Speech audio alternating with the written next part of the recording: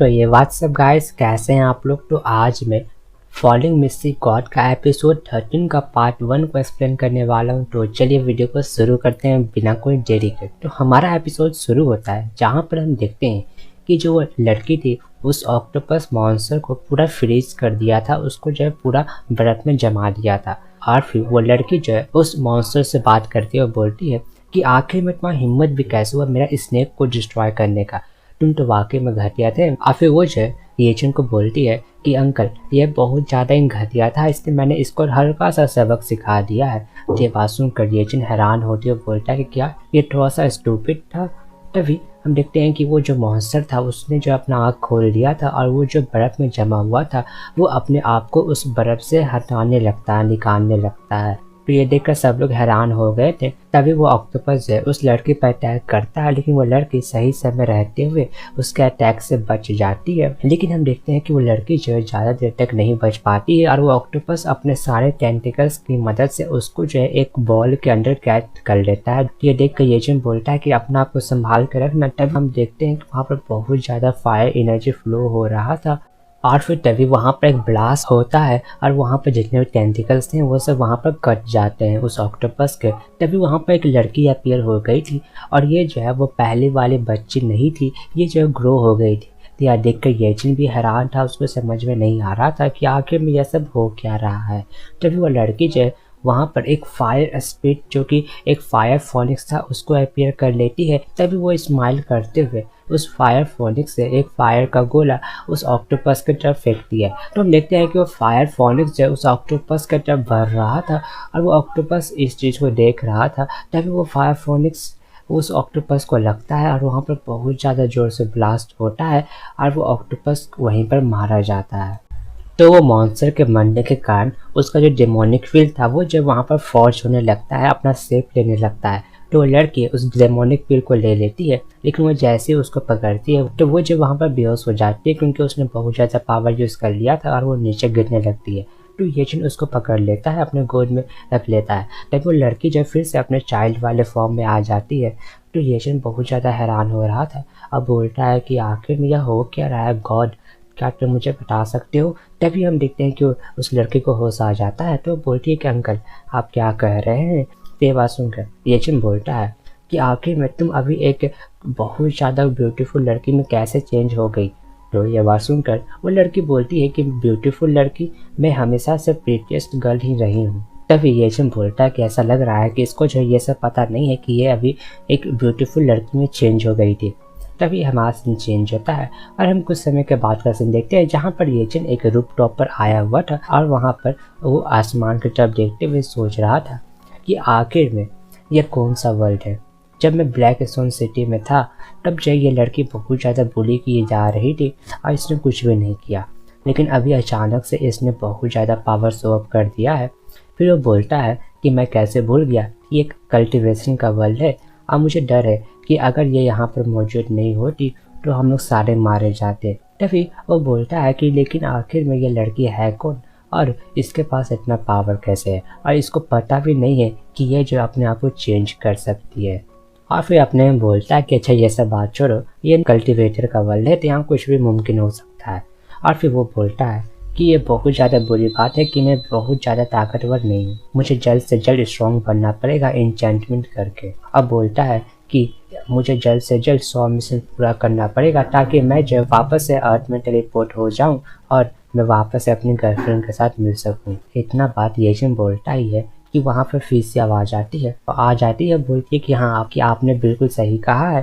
तभी येचन उसको देख कर बोलता है कि तुम पागल हो गई हो, तुम हमेशा एक घोस्ट की तरह साइलेंटली एंट्री क्यों करती हो और हमेशा मुझे डरा देती हो।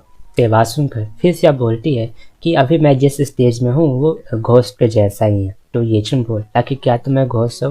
तो वो लड़की बोलती है कि नहीं। तो येचन बोलता कि अच्छा ये सब बात छोड़ो और तुम मुझे यह बताओ कि तुम यहाँ पर करने क्या आई हो। तो फिर से बोलती है कि मैं यहाँ पर आपको रिमाइंड करने के लिए आई हूँ, पहले जैसा आपको जो सिंपल टास्क में नहीं पढ़ना है, आपको जो मेन टास्क में फोकस करना पड़ेगा। ये बात सुनकर येचन बोलता है कि ये सब बात नहीं सुनना चाहता हूँ क्योंकि तुम जो भी टास्क देती हो वो बहुत ज़्यादा ही मुसीबत वाला होता है, कठिनाई भरा होता है। तो और उससे पूछता है कि क्या तुम अपने दिल पर हाथ रख के कह सकती हो कि वो बहुत ज़्यादा आसान है। तो जो फीस याव है वो ऐसा ही करती है और बोलती है कि मैं हॉनेस्टली कहती हूँ कि आपका जो टास्क है वो बहुत ज़्यादा ही आसान है। तो ये बात सुनकर येचन बोलता है कि अच्छा ठीक है, मैं इस चीज़ को एडमायर करता हूँ। और उसको बोलता है कि अच्छा तो तुम इसीलिए आई थी यहाँ पर मुझे यह बताने के लिए। तो फिर से आप बोलती है कि नहीं, मैं यहाँ पर आपको यह बताने के लिए आई हूँ कि आपके पास बस एक ही मंथ बचा हुआ है जो ट्रायल मीटिंग होने वाला है वहाँ पर जाने के लिए। तो ये बात सुनकर येचन बोलता है कि तुम्हें चिंता करने की जरूरत नहीं है, मैं इस चीज़ पर ध्यान रखूंगा और मैं रोज कल्टीवेशन करके प्रोग्रेस करूंगा कि और वो वाइन पीने लगता है। तो हम देखते हैं कि जो फीस याव थी वो उसका तरफ देखने लगती है और उसका नज़र हट नहीं रहा था। तो इस चीज़ को येचन भी गौर कर लेता है। अब पूछता है कि तुम मेरी तरफ क्या देख रही हो और क्या तुम इस वाइन को पीना चाहती हो, और उसको वाइन ऑफर करने लगता है। तो फीस याव जो है उसका पूरा वाइन एक एनर्जी के फॉर्म में अपने पास लेके आती है और उन सारे वाइन को पी जाती है और वहाँ से गायब हो जाती है। तो येचन बोलता है कि आखिर में तुमने इस चीज़ को अप्रिशिएट क्यों नहीं किया, और फिर वो जो है उस वाइन को पीने लगता है। लेकिन वहाँ का जो वाइन था उसका पूरा टेस्ट गायब हो गया था, क्योंकि जो उस वाइन का टेस्ट था वो जो है फीस या एनर्जी के फॉर्म में पी गई थी, ठीक है। लेकिन तभी वहाँ पर वो बच्ची आ जाती है और वो भी उसको डरा देती है। यह देखकर जो येचन था वो उसके हाथ से वो वाइन का बर्तन गिर जाता है और वो नीचे जाकर टूट जाता है। और वहाँ पर दो बंदे थे खड़े, तो वो बोलते हैं कि आखिर में इस चीज़ को किसने किया। तो यह देख कर येचन उन लोग से माफ़ी मांगता है। अब बोलता है कि मुझे माफ़ कीजिए, यह गलती से हो गया। तब ये वो लड़की भी आ जाती है, बोलते कि हाँ मैं इस चीज़ को ग्रांट लेती हूँ कि अंकल येचन से ये गलती से हो गया, क्योंकि वो बहुत ज़्यादा केयरलेस है। तो वो दोनों बंदे वहाँ से जाने लगते हैं ये बोलते हुए कि इन लोग तो वही दोनों हीरो है जिन्होंने हमारा जान बचाया था, इन लोग को परेशान मत करो, और उन लोग वहाँ से चला जाता है। तभी येचन उस लड़के से पूछता है कि आखिर में तुम्हें रेस्ट करना चाहिए, तो लेकिन तुम यहाँ पर क्या कर रही हो। तो वो लड़की वही डेमोनिक पिल जो कि उसको ऑक्टोपस से मिला था येचन को देते हुए बोलती है कि मैंने आपसे बहुत ज़्यादा एलिक्सर चोरी किया था, तो ये जो एज ए कंपनसेशन मैं आपको दे रही हूँ। तो येचन उस पिल को देखते हुए बोलता है कि आखिर में यह चीज़ है क्या। तो वो लड़की उसको बताती है कि यह पिल जो है उसी लिटिल स्ट्रीट का था, यानी कि उसी लिटिल ऑक्टोपस का था जिसने जो हम लोग पर अटैक किया था, और इसका नाम जो है 4 स्टार स्वान बेस्ट कोर है। तो ये बात सुनकर येचन हैरान होते हुए बोलता है कि क्या 4 स्टार का स्वान बेस्ट कोर, ये बहुत ज़्यादा प्रेशियस है, मैं इसे नहीं ले सकता हूँ। तो लड़की उसको वापस करते हुए बोलती है कि आप भी तो मजाक कर रहे हैं, हम लोग इस ओवरवर्ल्ड में हैं और यहाँ पर ऐसा घटिया काम करना बिल्कुल शोभा नहीं करता है, और आपको यह ले लेना चाहिए। और वहाँ से जाने लगती है। अब बोलती है कि वैसे मेरा नाम छोटी बच्ची नहीं है, बल्कि मेरा नाम सू सियाव है। और फिर तभी हमें जो है येचिंग के द्वारा इसके नाम का मतलब बताया जाता है, जिसका नाम ब्यूटी इन द स्काई था। तभी हमारा सीन चेंज होता है और हम येचिंग का सीन देखते हैं, जहाँ पर वो एक स्कोर लेके उसमें पढ़ रहा था कि आखिर में कोई बीस्ट कोर को कैसे यूज़ किया जाता है। तो उसमें जो उसको पता चलता है कि बीस्ट कोर को रिफाइन किया जाता है, और उसकी मदद से आप कोई एक फील्ड रिफाइन कर सकते हो, या फिर आप उसका डायरेक्ट यानी एनर्जी यूज़ कर सकते हो अपने आप को कल्टिवेशन करने के लिए।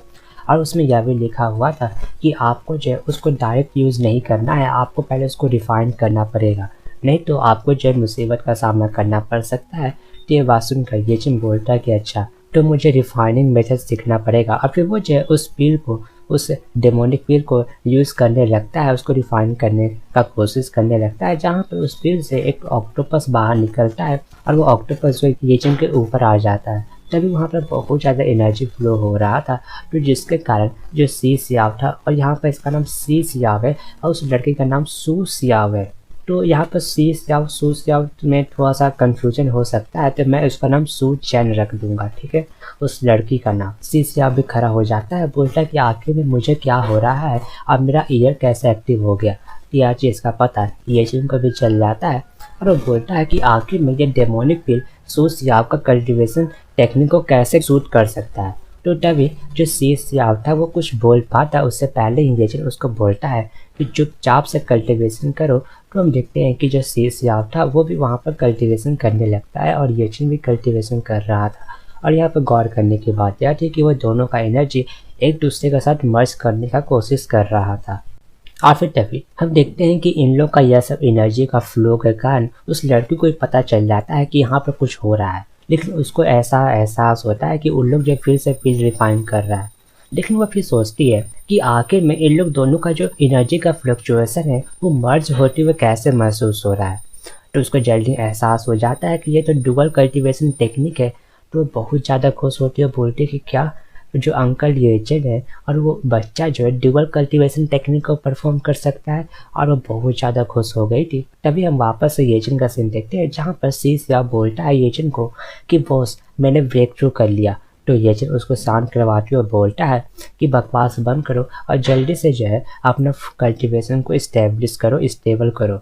तो वो बच्चा भी यही करने लगता है। तभी येचन अपने मन में सोचता है कि यह पेड़ का एनर्जी बहुत ज़्यादा ही है, क्योंकि इस पेड़ का एनर्जी के कारण मैंने जो स्किल क्रिएट किया था वो बहुत ज़्यादा स्टेबल हो गया है, मैंने उसको पूरा सीख लिया है। तभी वहाँ पर वही फीसिया आ जाती है और वो जो है येचन को बोलती है कि आपको कॉन्ग्रेचुलेसन, आपने जो है न्यू स्किल को डेवलप कर लिया। और फीसिया वहाँ पर आते हुए उसको बोलती है कि आपको जो 400 पॉइंट दिया जाता है नेक्स्ट ब्रेक थ्रू करने के लिए।